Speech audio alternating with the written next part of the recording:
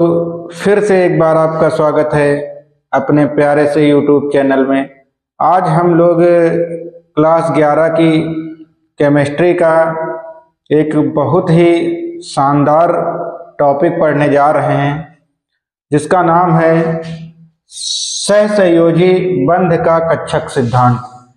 सहसंयोजी बंध का कक्षक सिद्धांत, और अंग्रेजी में कहते हैं orbital theory of covalent bond.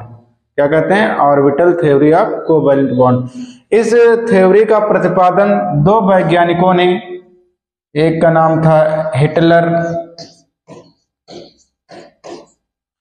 और दूसरे का नाम था लंदन। दो वैज्ञानिकों ने मिलकर इस थ्योरी का प्रतिपादन सन 1927 ईस्वी में किया था। दो वैज्ञानिकों ने मिलकर इस सिद्धांत का प्रतिपादन किया था। एक वैज्ञानिक थे हिटलर और दूसरे कौन थे? लंदन। कौन सा सन था? 1927 ईस्वी में। क्या क्या बताया था देखते हैं। पहली बात इन्होंने बताई थी कि अगर किन्हीं दो परमाणुओं के बीच में सहसंयोजी बंध बनना है तो वो दो परमाणु पास पास आते हैं। कहाँ आते हैं? दो परमाणु पास पास आते हैं। जैसे हाइड्रोजन और हाइड्रोजन के बीच में अगर बॉन्ड बनना होगा, कोवैलेंट बॉन्ड बनना होगा, तो ये दोनों परमाणु एक दूसरे के पास आएंगे। एक दूसरे के पास का मतलब क्या? ये ऐसे और ये ऐसे एकदम पास पास आ जाएंगे। फिर क्या होगा? इनके जो कक्षक होंगे, तो जैसे हाइड्रोजन परमाणु मैंने यहाँ लिया, तो हाइड्रोजन का परमाणु क्रमांक होता है 1, इलेक्ट्रॉनिक विन्यास करोगे तो 1s1 होगा। क्या होगा? 1s1 होगा। तो इसका जो वाह्यतम कोश है, जो संयोजी कोश है, वो 1s1 है और जो इसका कक्षक है वो s है। तो s कक्षक जो होता है वो गोलाकार होता है। s कक्षक कैसा होता है? गोलाकार होता है। तो s कक्षक कैसा होता है? ऐसा गोल गोल होता है, गोलाकार होता है। तो जब ये गोलाकार होता है तो क्या होता है? दोनों हाइड्रोजन परमाणुओं के जो कक्षक होंगे वो एक दूसरे पर अतिव्यापन करते हैं। पहले तो दोनों परमाणु पास पास आएंगे, फिर क्या होगा?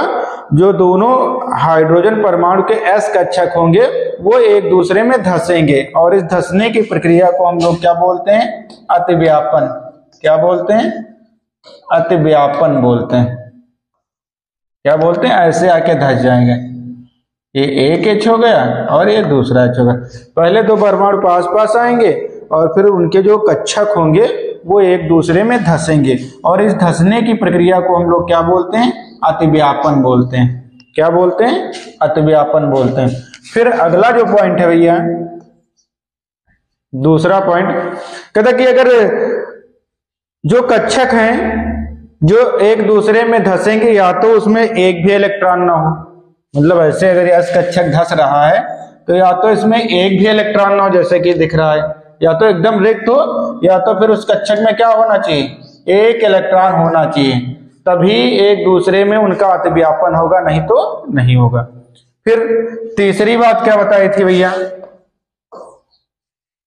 तीसरी बात ये बताई थी कि अगर दो कक्षक आपस में अतिव्यापन कर रहे हैं तो उनमें जो इलेक्ट्रॉन की चक्रण की दिशा होनी चाहिए वो विपरीत होनी चाहिए।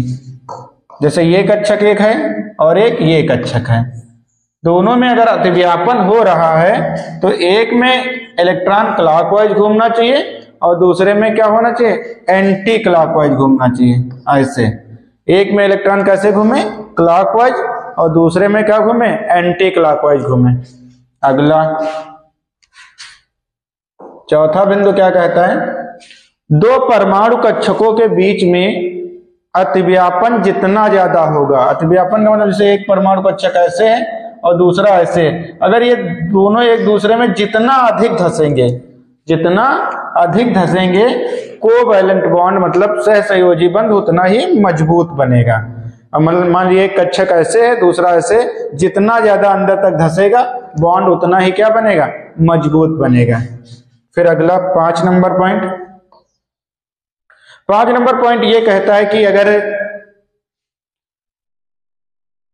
जब अतिव्यापन हो जाता है उसके बाद एक बंध कक्षक बनता है। ऐसा क्या बनता है? बंध कक्षक बनता है, जिसको हम बॉन्ड ऑर्बिटल कहते हैं। क्या बनता है भैया?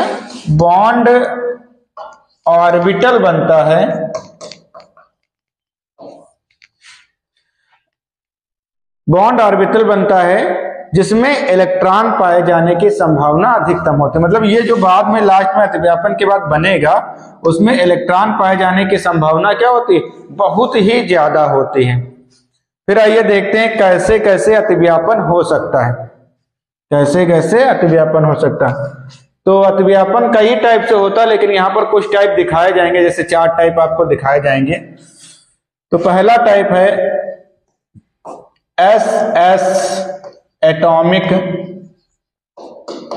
ऑर्बिटल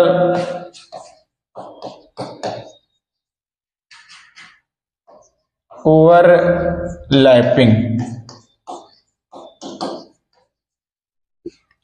कौन कौन कक्षक है? S और S। तो S मतलब राउंड राउंड होता है, तो मैंने एक राउंड यहां पर बना दिया है, S एटॉमिक ऑर्बिटल। दूसरा इसके ऊपर अतिव्यापन करेगा तो ऐसे, एक ऐसे ये होगा, एक ऐसे होगा, तो इसका नाम है S एटॉमिक ऑर्बिटल, और इसका भी नाम है क्या? S atomic orbital. दोनों का क्या नाम भैया? S एटॉमिक ऑर्बिटल और S एटॉमिक ऑर्बिटल। एक इधर से गोल गोला है, एक इधर से गोल गोला है, दोनों एक दूसरे में क्या हो गए? धस गए। तो देखो धस गए, धसने को हम लोग क्या बोलते हैं? अतिव्यापन।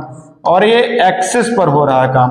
कहाँ हो रहा है? तो इसको हम लोग बोलते हैं एक्जाइल ओवरलैपिंग, अक्षीय अतिव्यापन। क्या बोलते हैं? अक्षीय अतिव्यापन बोलते हैं। और जब भी अक्षीय अतिव्यापन होता है दो परमाणु कक्षकों के बीच में, तो वहां पर कौन सा बॉन्ड बनता है? सिग्मा बॉन्ड बनता है। कौन सा बॉन्ड बनता है? Sigma bond. तो सिग्मा बॉन्ड की परिभाषा क्या हो जाएगी? जब दो परमाणु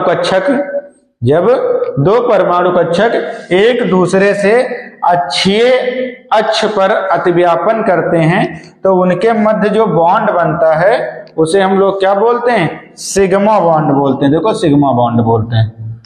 ठीक है। फिर अगला देखो, दूसरे तरीके से हो सकता है। एक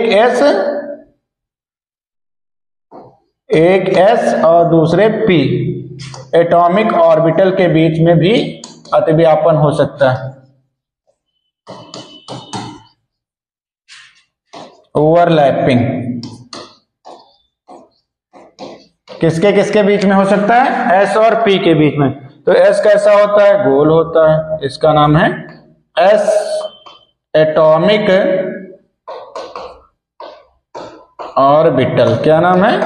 S एटॉमिक ऑर्बिटल। यहां से एक P आएगा और ऐसे धस जाएगा। इसका नाम है P एटॉमिक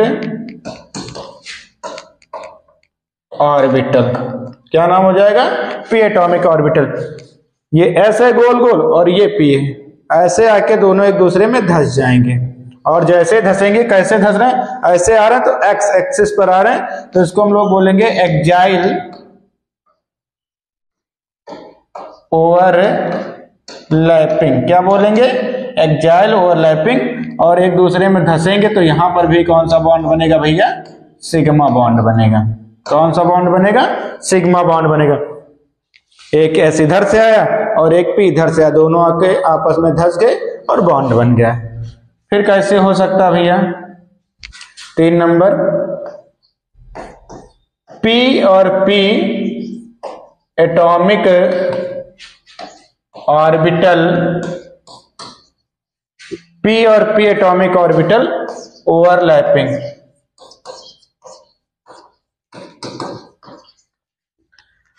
तो एक पी होता है डंबल, तो मैंने एक डंबल ऐसे बना दिया। फिर दूसरा पी भी तो डंबल होगा, तो ये दोनों ऐसे। कौन सा बॉन्ड बनेगा? सिग्मा बॉन्ड, क्योंकि एक्सिस पर हो रहे हैं। इसका नाम है क्या? P atomic orbital. क्या नाम है? P atomic orbital. इसका भी नाम क्या भैया? P atomic orbital. दोनों का भैया नाम क्या है? P atomic orbital, P atomic orbital. ये दोनों ऐसे आए और एक दूसरे में धस गए, तो ये कौन सा भैया ओवरलैपिंग हुआ? एक्साइल ओवरलैपिंग, अच्छी है अतिव्यापन, पी एटॉमिक ऑर्बिटल। फिर यहां पर भी कौन सा बॉन्ड बनेगा? सिग्मा बॉन्ड बनेगा। फिर अगला देखते हैं 4 number, P atomic orbital overlapping. कौन कौन से भैया? पी। लेकिन इस बार पी कैसे आएंगे? पिछली बार तो आए थे ऐसे ऐसे, अब इस बार ऐसे ऐसे आएंगे। कैसे? खड़े खड़े। इसको हम लोग बोलते हैं ऊर्ध्वाधर या पार्श्वीय। तो एक ऐसे पी आएगा और दूसरा पी कहां से आएगा भैया? यहां से आएगा, ये देखो ऐसे अतिव्यापन होगा, एक पी दूसरा पी, ये देखो। तो यहां 2 जगहों पर टच होगा। इसका नाम है पी एटॉमिक ऑर्बिटल और इसका भी नाम है भैया P atomic orbital, atomic orbital. 2 जगहों पर टच होगा तो यहां पर जो बॉन्ड बनेगा उसका नाम होगा पाई बॉन्ड। क्या नाम होगा? और ये जो अतिव्यापन हुआ, ऊर्ध्वाधर हुआ, तो इसको हम लोग बोलते हैं लैटरल ओवरलैपिंग, ओवरलैपिंग। जब 2 परमाणु कक्षकों के बीच में ऊर्ध्वाधर या पार्श्वीय अतिव्यापन होता, मतलब ऐसे ऐसे, तो वहां पर जो बॉन्ड बनता है वो कौन सा बॉन्ड बनता है? पाई बॉन्ड बनता है। तो पाई बॉन्ड की परिभाषा क्या हो जाएगी? जब 2 परमाणु कक्षकों के बीच में ऊर्ध्वाधर अतिव्यापन होता है तो उनके मध्य बनने वाले बंध को क्या कहते हैं? पाई बंध कहते हैं। क्या कहते हैं? पाई बंध कहते हैं। आई होप ये वीडियो आप लोगों को बहुत पसंद आया होगा। जितनी बातें बताई गई हैं वो आपके समझ में आ गई होंगी। अगर समझ में आ गई हैं तो आप लोग लाइक करें, शेयर करें और कमेंट करें। धन्यवाद।